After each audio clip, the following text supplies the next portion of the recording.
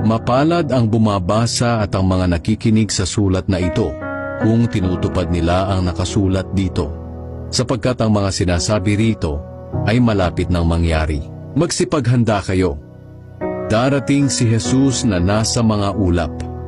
Makikita siya ng lahat ng tao, pati na ng mga pumatay sa kanya, at iiyak ang mga tao sa lahat ng bansa sa mundo, dahil sa takot nilang sila ay parurusahan na niya.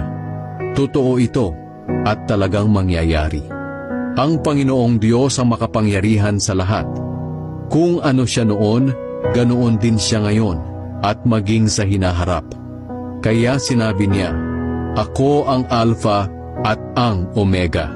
Nang marinig ko ito, lumingon agad ako, upang tingnan kung sino ang nagsasalita sa akin. At nakita ko ang 7 ilawang ginto. Sa gitna